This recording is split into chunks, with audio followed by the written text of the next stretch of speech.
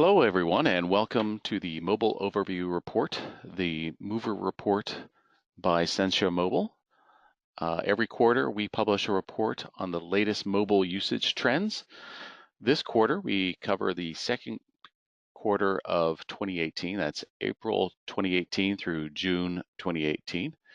And we host a webinar to explain some of the mobile trends that we're seeing and walk you through the highlights of the report.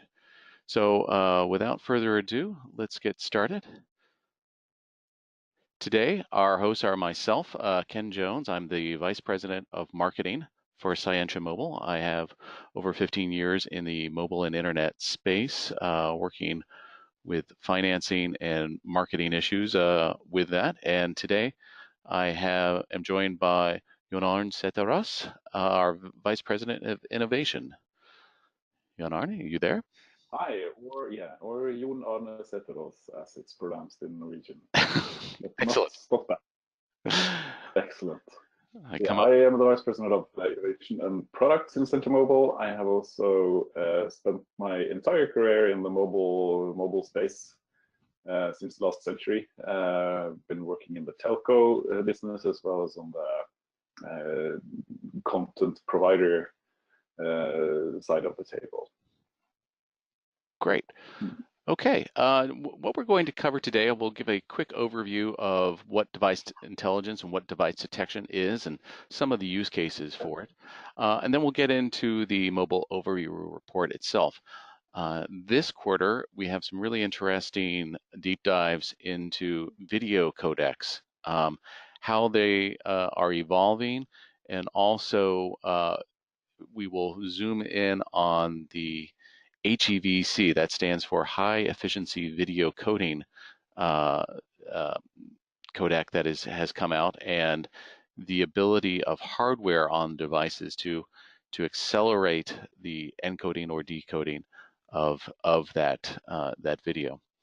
We'll also look at image optimization. Our image engine tool provides the ability to compress images without sacrificing any image quality, and we'll look at some of the trends that we're seeing in terms of the JPEG 2000 image file format. We'll also do a spotlight on some of the various countries around the world. This quarter, we've looked at a World Cup rematch. So we're looking at France versus Croatia, two European countries with slightly different mobile usage statistics. And then finally, we'll go over the standard mobile overview reports that are out there about the top devices and some operating system trends that we're seeing. And we'll leave room at the end for questions. So what is device detection? Device detection is essentially a technique where you look at the incoming request from a user's HTTP request and look at the user agent string associated with that. Now, technically, what does that mean? Well, we can take that user agent string and parse it out and identify what type of device it's coming from. And once you've identified that sort of device, you can solve a number of problems. Usually on the mobile side, there will be a poor user experience that might be going on because not all devices have been planned for, and you might need to know what type of device it is to optimize and target your user experience for it. It also helps with advertisements. You can target advertisements to certain people, but also make sure that those advertisements show up in a good format. Images, one of the biggest problems with a web experience, especially on a mobile device, is that images are slowing down how quickly a page will load. We can provide, once we know the device, we can provide what we call an adaptive image content delivery network, an adaptive image CDN, which has the impact of cutting about 60% of the payload out of your images and providing about a 60% faster page loading experience. And then finally, the mobile measurements. Companies are often looking to measure their audiences, and figure out where problems might be occurring, why you get abandons from certain devices. We can help with that. And these are all problems which cost potentially millions of dollars for major companies. And looking at the advertising landscape, especially programmatic advertising, device detection is very important in this sector. Being able to describe an audience, one of the few things you can identify about an audience in a split second is the device that they're using. And this conveys a lot of information about both the demographics of the user, the technographics of the user, and also what is required from the advertising server to effectively render and place an advertisement. So this is very important for targeting, mobilizing all sorts of advertisements. Looking at the video codecs that are out there today, one of the things we wanted to do is dive into some of the video codecs that are going on, see what sort of video trends we're seeing, and describe how the hardware on a smartphone is now helping to enable the decoding of certain video codecs. So let's step back and talk a little bit about how important video is to the internet these days. Cisco has published some great information about the role of video on the consumer internet. Let's focus on that today. In 2016, video was about 73% of the overall internet traffic. And in 2021, that will grow from 73 to 82%. And that accounts for a 31% cumulative annual growth rate of video. So video is important today, and it's going to be even more important tomorrow. And anything you can do to make that video transmission more efficient has massive repercussions for the costs of your platform to serve video, and also the user experience that you're generating with your audience. Some of the things that we can identify with the tools that we have, Wurfel is the tool that we have. The Wurfel stands for the Wireless Universal Resource File, and this is a tool that Sentia Mobile puts out, and we identify devices, mobile devices, tablets, a whole host of other devices, and we can. One of the things we can do is dive into the video streaming capabilities of different devices. So specifically, let's talk a little bit about H.264 and HEVC. So H.264 is one of those commonly used video codecs. Why it's 264, I don't know. It's after 263, but it's each generation of these has about a 50% efficiency improvement. So when you look at HEVC, it is about a 50% improvement in terms of the payload. The way they do this, and I won't get into the mathematics of it, we have some links in the MOVR report. You can watch videos and read up a little bit more about it. But essentially, they look at a frame by frame basis and divide up the frames into quadrants or sectors, and analyzes the changes from one frame to the other and describe those changes mathematically. This has the impact of drastically reducing the amount of payload that you need. And they use more advanced techniques in this HEVC. And we can identify when there's hardware that is supporting this. Because there's so much mathematics associated with video codecs, they're usually, if you try to run encoding or decoding, it will tax your CPU a great deal. It's not necessarily designed for those sort of intensive mathematics and video, it can do it, but it'll run down your battery.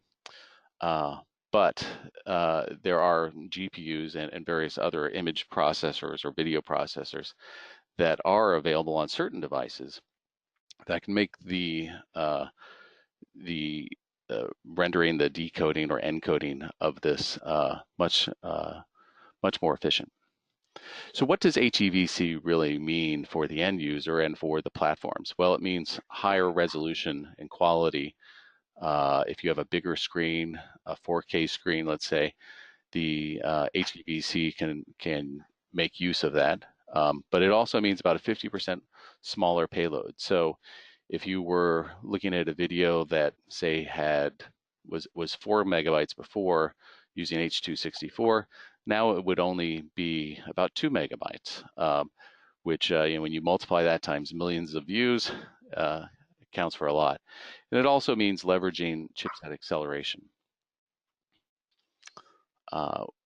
What this means in terms of screen size, what we actually deliver back to the device once we've identified that it can use HEVC is a standard level. So there are these different standard levels that occur, 1 through 6, 6.1, 6.2, and the standards continues to evolve. But essentially, the higher you get in the standard level, the larger the resolution. So for example, at standard 4, it has the ability to render video at 1280 and at 68 frames per second. And there are also larger versions that are available. And as you increase the resolution and the frame rate gets bigger as the standard level gets higher. But diving into the actual devices that are out there, we get we paint a picture of the readiness of the audience to use the HEVC decoding that might be available on their smartphones. You might not necessarily want to choose the HEVC codec and deliver video that way unless they have that sort of decoding capability. So on Apple's phones, the iOS phones, they started to adopt HEVC in their chipsets, the decoding capabilities, a few generations ago. And now 78% of the devices that are out there support HEVC, hardware accelerated HEVC decoding. On the Android side, it's a little different picture. About 57% actually support HEVC, 43% do not. And one of the things that's going on here is that Chrome itself, the browser that usually occurs on Android devices, does not support HEVC right now. So you can, if you have an app that has HEVC built into it, you can use it on Android, but natively or in the browser using Chrome, you cannot. Safari does support HEVC. Yeah, and also, yeah, like you say, the Android space, this is a little bit more complicated than the iOS space, where there's direct tie between the version of iOS and then there's the Safari browser on it on the device, so we know that it's the HEVC is supported. But for Android, it's a little bit more complicated. The hardware might be there, like we'll see in a later slide here. There's some chipsets that are featured in newer Samsung devices that do actually support HEVC, but not through the browser. So this is purely a native application thing currently. Right. And Chrome doesn't have HEVC on their roadmap yet either. They do have a competing format, the AV1 video format on the roadmap. So it's going to be interesting to see where this ends. Right, right, right. And let's take a look at the actual support level. So once again, I talked about like when we say that's when Wurfel responds back and identifies the capabilities of a device, it will, and you request the HEVC decoding support, it'll look at the chipset um, of a device and say, you know, from a hardware acceleration standpoint, what can we support? And we'll respond back with a level. So, for example, at level 5 on the iOS iPhones, 56% of all the devices that we're seeing in the second quarter of 2018 support level 5, and at 5.1, 22% do. So you know, we can see that, you know, most of the devices that are out there are kind of in the 5 and 5.1 for the iPhone side. Android is a little bit more spread out. You do see a fair number of devices, and interestingly, you know, they're supporting the 6.0. About 4% of Android devices have this what I'll call it advanced support right now. On the tablet side, it's a slightly different story. There's actually less hardware accelerated HEVC decoding support on tablets. Um, uh, you know, 78% of iOS, you know, iPads don't support any sort of HEVC decoding, and it's about the same for the Android tablets. The ones that do are usually for the iPads are at this level 5. So what are the chips that are actually underlying all of this? When we look at specific levels, so for example, the Apple A10 Fusion that occurs in the iPhone 7 and 7 Plus, that's one of the chips that supports or has a hardware acceleration capability built into it. So 34% of the traffic that we see that is at level 5 has this chipset associated with it. You also see some of the Snapdragons and Exynos chipsets outlined here.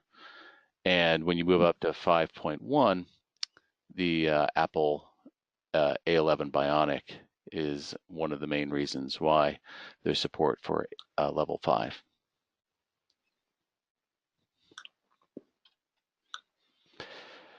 Looking at some other characteristics of the devices that are supporting HEVC decoding, might be useful for people who are building a platform to understand, you know, what sort of storage capabilities, the chipset. There's some other things that we'll get into here. So starting with the RAM, looking at level 5, which is in the gray here, you see that the at level 5, the well, the more advanced the level is of HEVC decoding, the more RAM you're going to get on a device. So the median for level 5 is to have 3 gigabytes of RAM on your device. And as you get to level 5.1 here in the blue, the median actually shifts up to 4 gigabytes. And we probably expect to see this continue to grow as the capabilities of newer phones get in here. But it's an interesting indicator of just the general underlying technical chipset complexity of the devices are progressing as these levels progress. And likewise, the screens are growing in size. What we've done is we've looked at the resolutions of some of the top smartphones supporting level 5 and 5.1. And as you can see with level 5, you know, the most common screen size is 750 by 1334, followed closely by 1080 by 1920. But as you shift to the next level up, the 5.1, the most common format is this 1440 by 2560, which is actually about twice as many pixels as you'll see here at the previous version. So there's a evolution going on with the screen size, the pixel ratio also.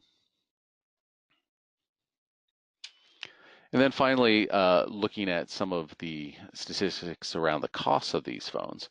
Not surprisingly, if you look at green here, all smartphones, there's a wide distribution of the costs of these phones.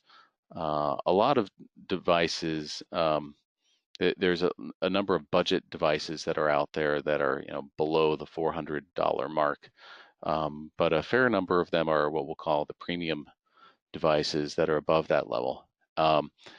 And if you're looking at a HEVC hardware accelerated decoding capability, you're much more likely to be dealing with a high-end phone. So 800 to 900 level. Some of these devices cost upwards of $1,000. So what does this really equate to for video platforms? Well, video platforms have an interest in trying to make sure their operations are as efficient as possible and as low cost as possible, and that they're serving up an experience, a video experience that is good for their audience. So one of the ways that you can do this is build this device detection into your video platform network. So at the load balancer level, when the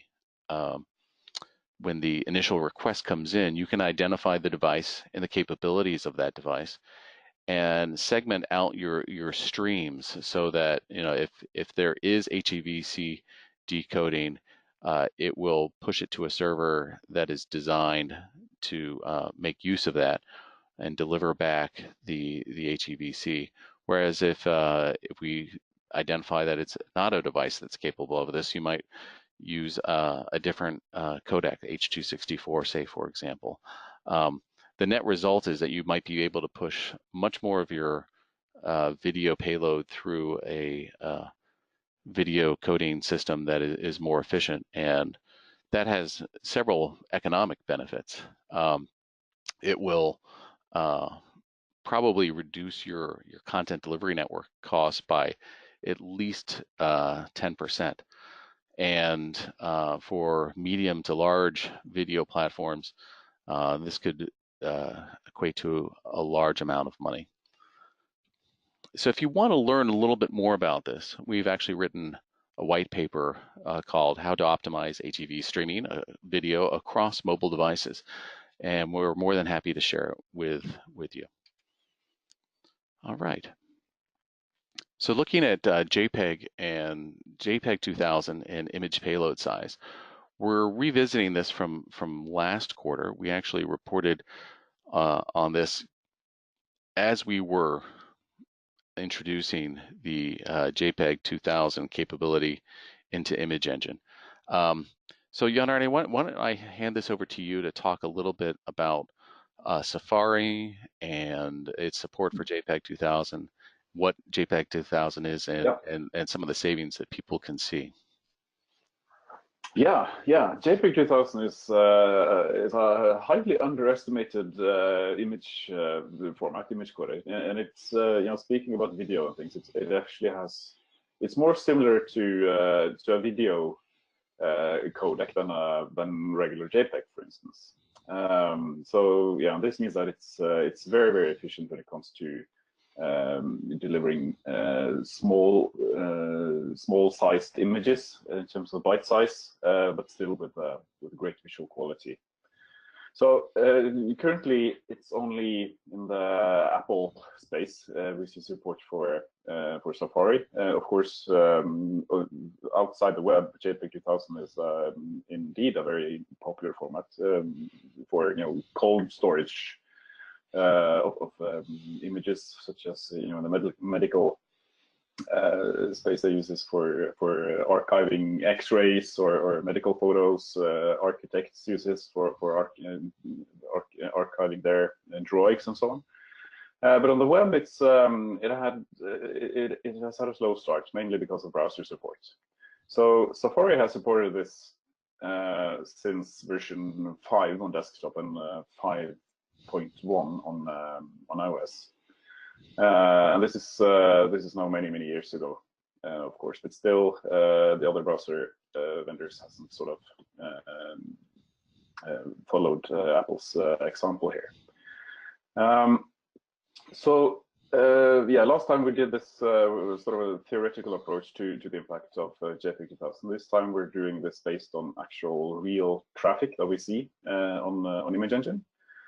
36% of the total traffic we see on Image Engine are Safari browsers, and these, thanks to workflow and device detection, we're able to detect this, the support, and on the fly convert and optimize the origin image to JPEG 2000.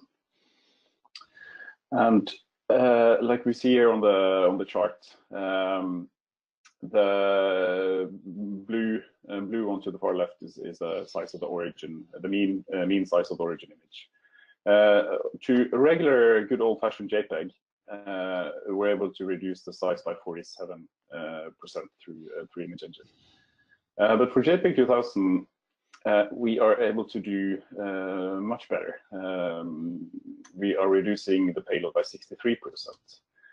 And one may think that the quality of the visual quality of the image suffers here, because we are indeed removing bits and bytes from the binary file of the image. But thanks to the way JPEG 2000 works and its similarities with the video codecs, the visual quality may in many cases be even better than the optimized regular JPEG. And especially on mobile, this has a great impact because of the high resolution screens, the Retina displays on the iPhones, where JPEG 2000 lends itself better to higher compression rates, but still a great visual quality than a regular JPEG does. So yeah, let's hope in the future that that more browsers start supporting JPEG 2000, because it's a great format. But through Image Engine, this will of course be handled automatically for all our users. We detect this automatically and convert on the fly. Great, yeah. And if people are more interested in some of the technology and how to use this, they can contact us and learn a little bit more about Image Engine and how you might implement it on your website. One of the things that we're going to look at now is every quarter we pick some countries or country to spotlight, and we thought it'd be kind of fun, since the World Cup happened this summer, to do a quick rematch of France versus Croatia. Looking at these two countries, we actually see, looking at the form factor, that Croatia has a little bit more prone to people using smartphones versus desktops for their browsing. About similar on the tablet side, but really the Croatian audience is more prone to be on a smartphone versus a desktop. And some of the popular phones that are going on here, the most popular phone in France these days is the iPhone 6S, but the iPhone 7 is actually the most popular device in Croatia.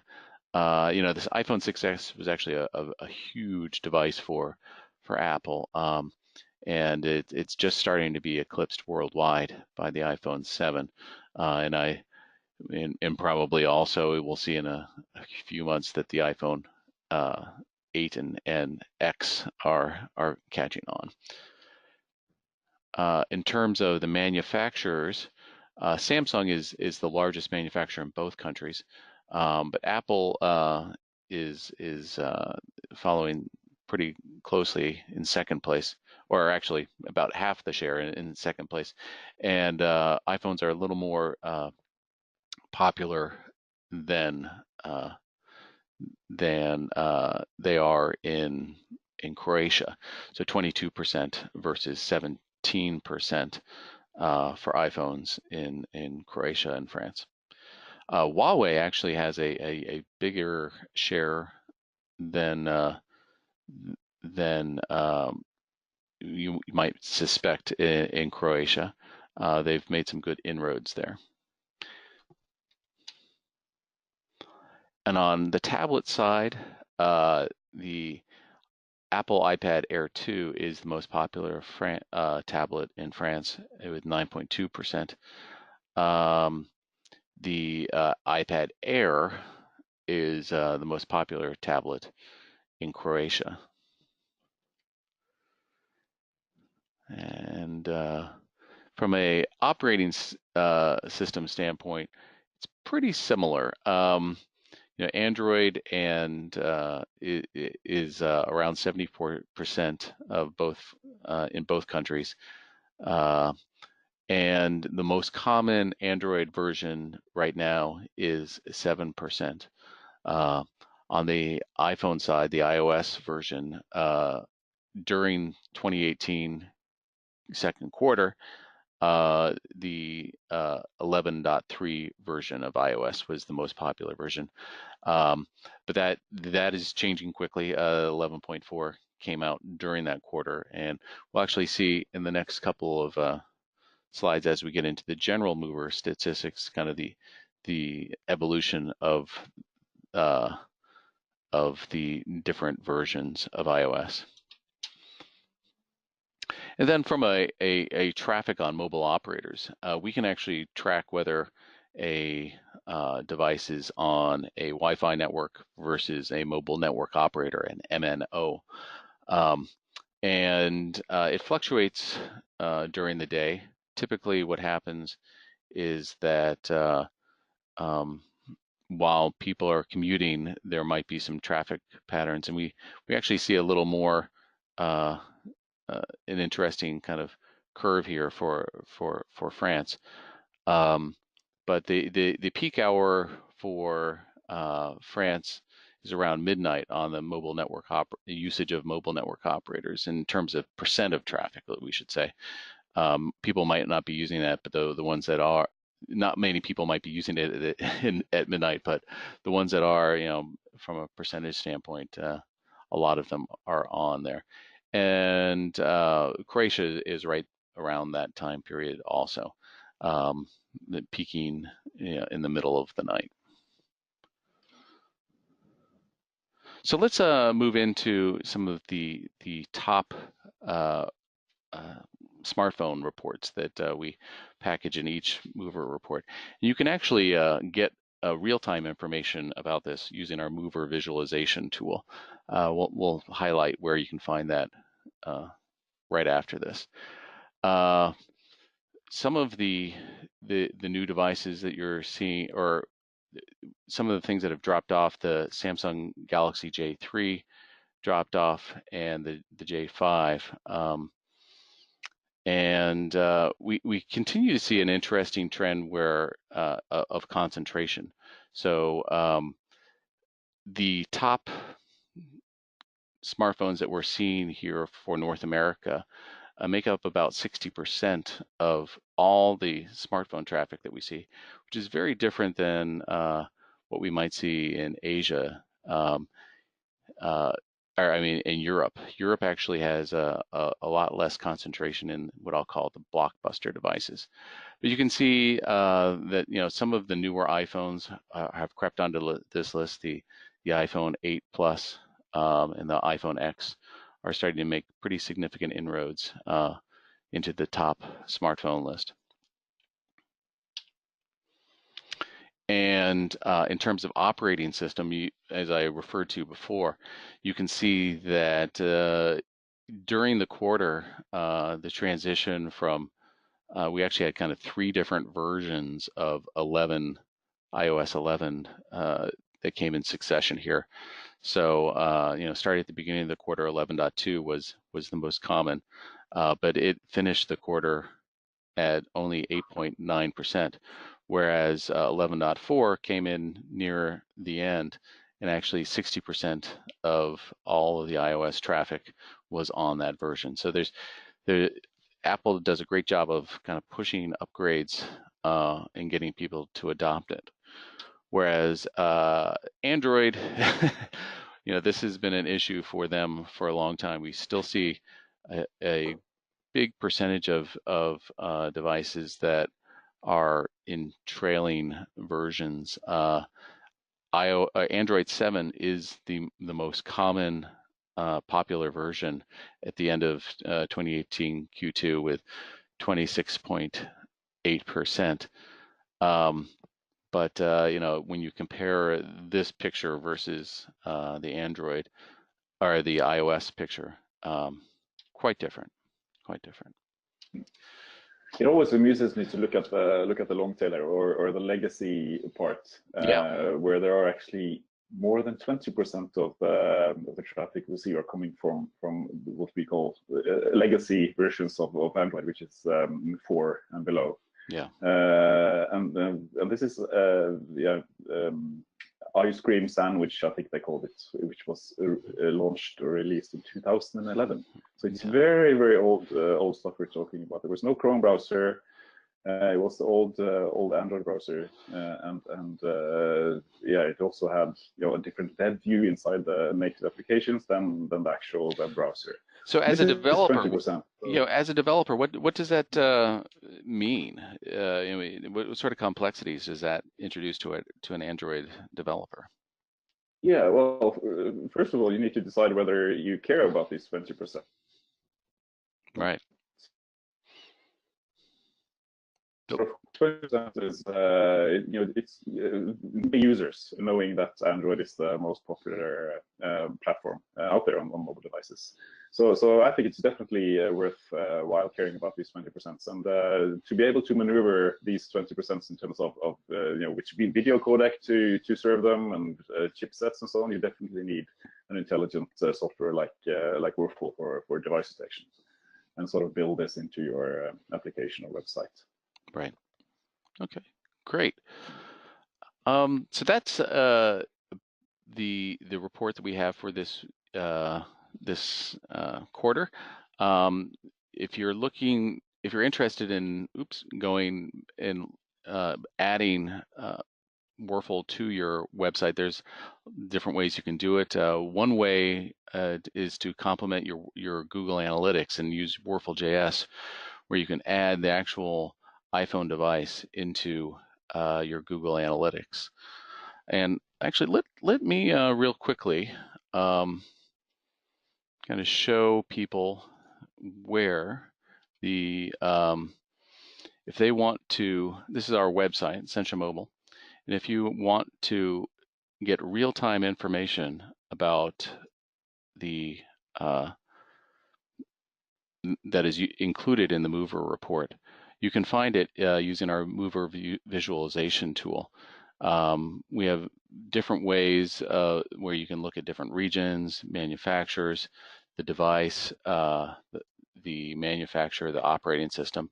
You might need to sign up for a license, not a license, but an account, a free account, in order to see some of the reports. But there's a lot that's available to you, and you can export and download a lot of this information. You can adjust the time frame that's associated with it. And likewise, if you want to download the mobile overview report, you can always find that here on the MOVR page. Okay, so let me, if there are any questions, people can jump in and ask them at this point. Let me quickly see if there are any questions out there. Don't see any. So I think we're going to call that a wrap for 2018 Q2. If people have requests for information that they'd like to see in future MOVR reports, feel free to contact us at Sentia Mobile, and we will try our best to answer your questions and keep a track of the latest mobile trends. Thanks, Jan Arne. I'll talk to you later. Thank you, Ken. Talk to you later. Bye-bye. Goodbye.